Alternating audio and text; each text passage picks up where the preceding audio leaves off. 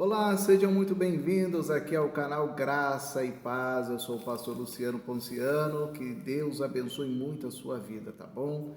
Muito feliz por você estar aqui aprendendo um pouco mais sobre a palavra de Deus. Se você ainda não é inscrito no canal, por favor, faça aí a sua inscrição no canal. Que Deus abençoe muito a sua vida em nome de Jesus, tá bom? Compartilhe aí com os seus amigos.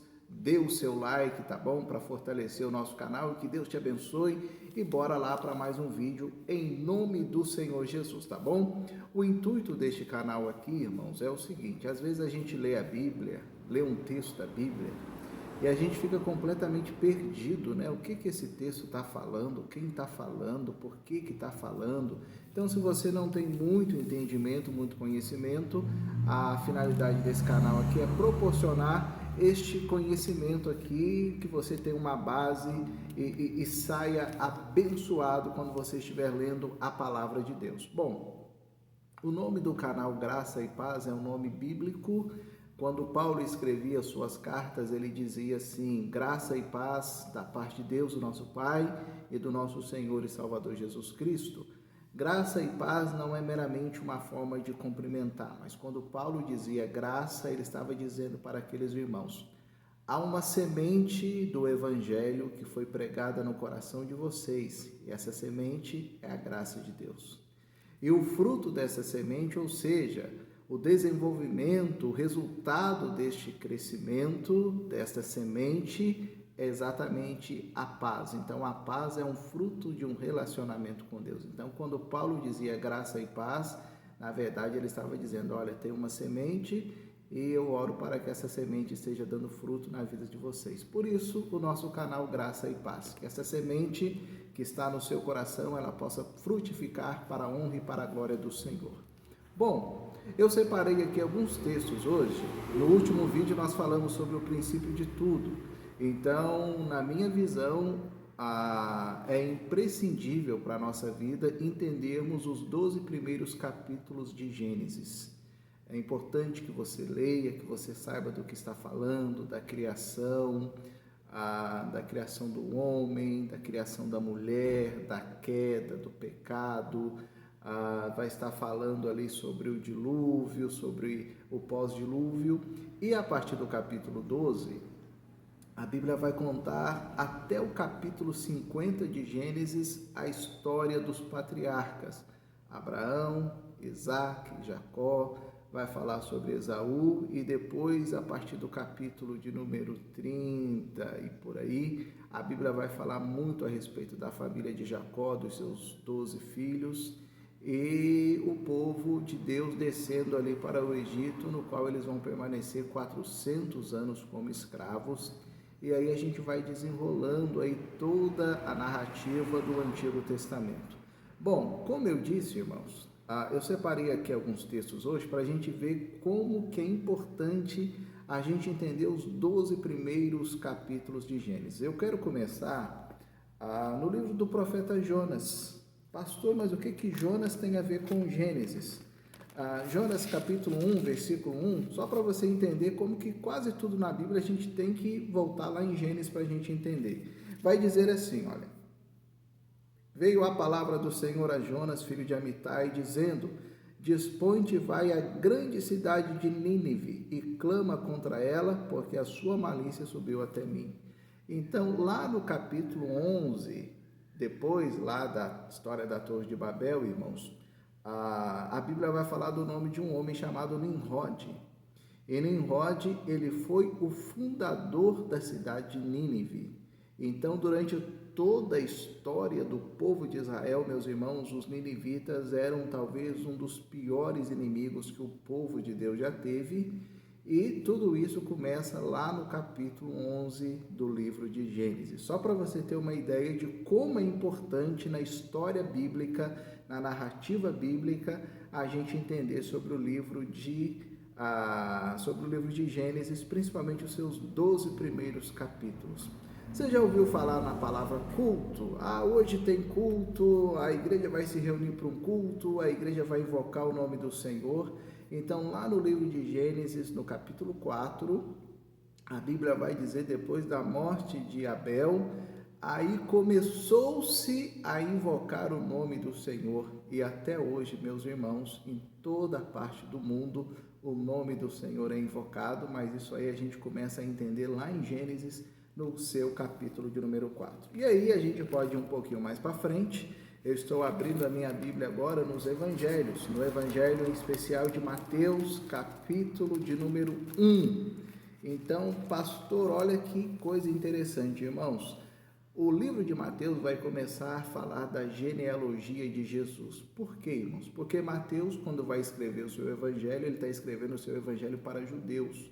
Então, para mostrar que Jesus de fato era o Messias, ele precisava mostrar que Jesus ele era descendente de Abraão, de Davi e por aí vai. E aí ele vai começar no seu capítulo 1, versículo 1, dizendo assim: livro da genealogia de Jesus Cristo, filho de Davi, filho de Abraão. E onde que a gente aprende sobre Abraão? Gênesis capítulo 12.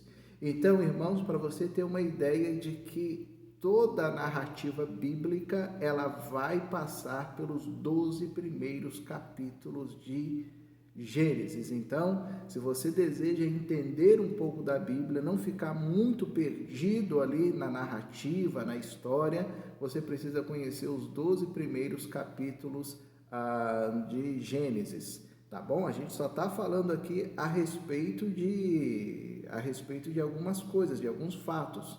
E aí ele continua, né? Abraão gerou a Isaac, isso tudo está em Gênesis. Isaac gerou a Jacó e a Judá e a seus irmãos. Tudo isso está na narrativa do livro de Gênesis, os primeiros versículos do Evangelho de Mateus. Aí a gente pode passar agora para o Evangelho de João, no seu capítulo de número 2. Olha que interessante, pastor, lá em João capítulo 2, sim, em João capítulo 2 vai estar falando o seguinte, que Jesus estava numa festa de casamento.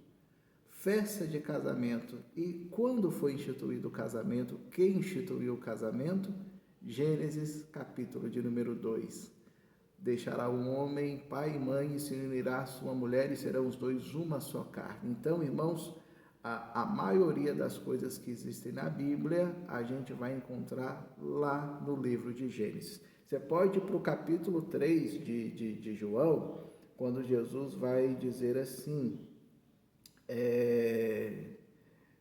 vai falar com Nicodemos, né? E ele vai dizer no versículo 3, a isso respondeu Jesus, em verdade te digo, se alguém não nascer de novo, não pode ver o reino de Deus. Aí Nicodemos fala, Senhor, mas como que alguém pode ver o reino de Deus se ele não nascer de novo? Pode, porventura, voltar ao ventre e nascer segunda vez? Aí Jesus vai estar falando lá de Gênesis, capítulo 1, versículo 2, e o Espírito de Deus pairava por sobre as águas. Aí a conversa aqui, meus irmãos, é de gente grande. João capítulo 3, eu fico imaginando se eu estivesse ali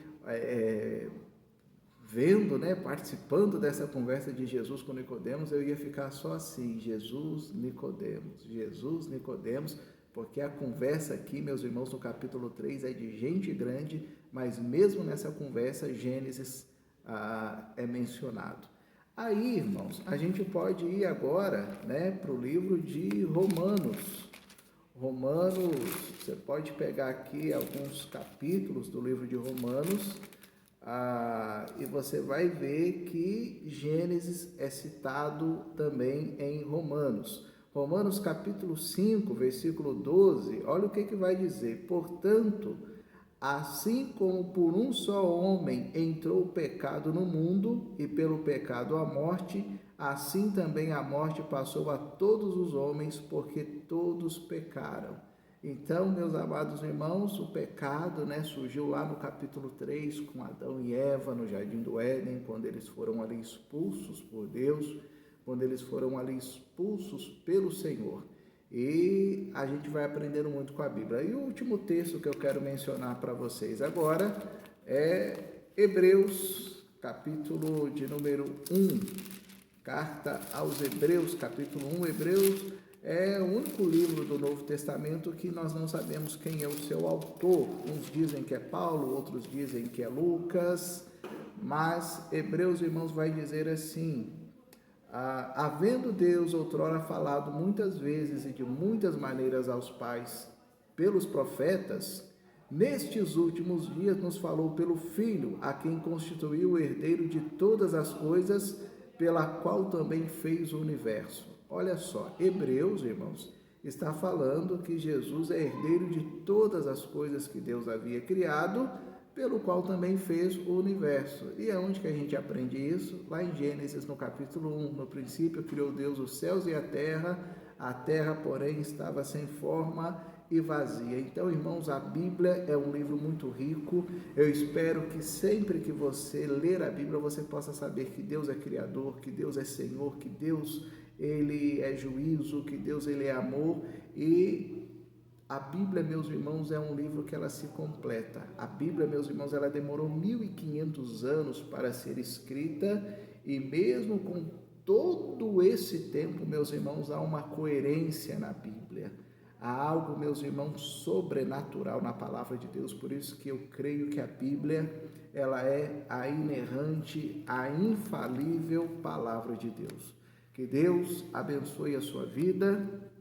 Que Deus abençoe o seu coração. Espero que possamos crescer mais e mais na palavra de Deus, no conhecimento da palavra do Senhor, para melhor servirmos ao Senhor. Deus abençoe muito a sua vida, no nome santo de Jesus, e até o próximo vídeo. Amém. Deus te abençoe em nome de Jesus.